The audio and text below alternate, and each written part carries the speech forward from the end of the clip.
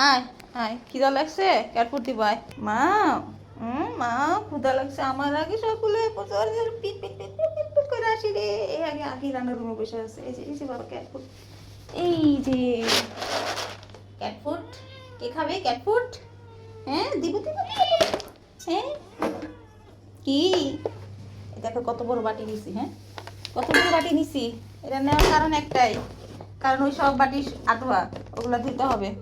এ আরে আরে, পাগল হয়ে গেছে, পাগল হয়ে গেছে, পাগল। আসো আসো আসো, আয় আয় আয় আয় আয়, খাও খাও। এক বাটিতে দুজনের মুখ যাবে, খাও। নে, খাও।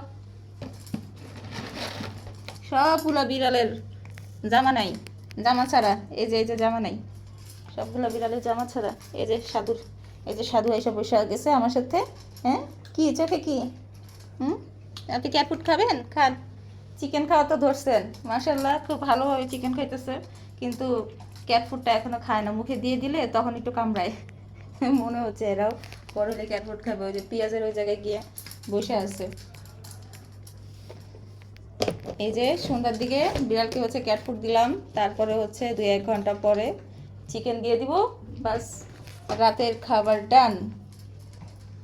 আজকে এগুলারে সবগুলারে ধইরা বাইন্দা গোসল করাই দিছি, সবগুলারে, ছোট কিটেন থেকে শুরু করে সবগুলারে গোসল করাই দিছি।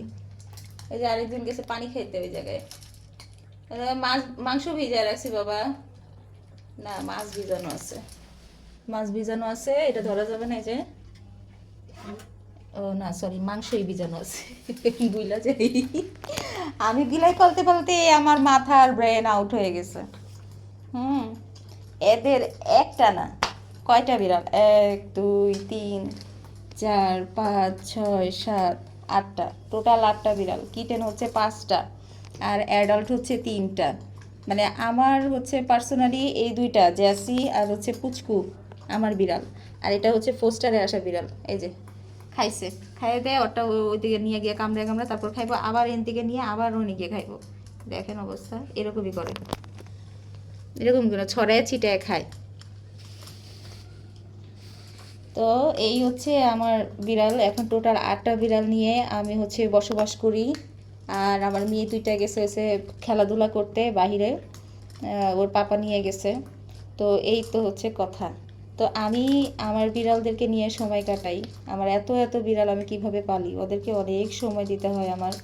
তারপরে হচ্ছে একটু পর পর ক্যাট ফুড, পানি খেলো কি খেলো না, পানির যে ইয়াটা বাটিটা সেটা পানি নোংরা হয়ে গেল নাকি, আবার দিতে হবে নাকি, সব কিছু মিলে মানে সারা দিন ব্যস্ত থাকি আমি।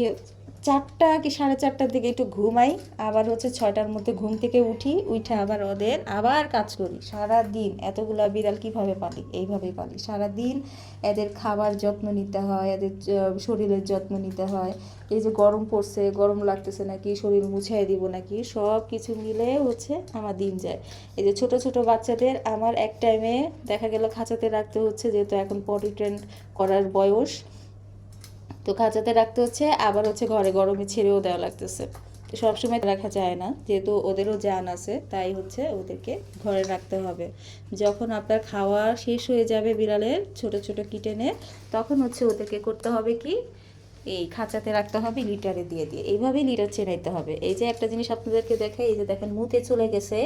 হ্যাঁ, ওই যে কোনা চিপা খুঁজতেছে, ওরা এইমাত্র ছোট বাচ্চারা, কিন্তু ঘুম থেকে উঠছে, ঘুম থেকে উঠে এখন আসছে হচ্ছে এই খাওয়া দাওয়া করতে, সারা ঘর ঘুরতে। তো ওরা আবার করবে কি, আমার ঘরটা হচ্ছে হিসু টিসু দিয়ে উদ্বোধন করবে, তারপরে হচ্ছে ওরা খেলাধুলা করবে। তো এখন যেহেতু রাত হয়ে গেছে, এইভাবে হচ্ছে আর রাখা যাবে না। সারাদিন আমার ঘর দুয়ার অনেক নোংরা করে ফেলেছে ওরা।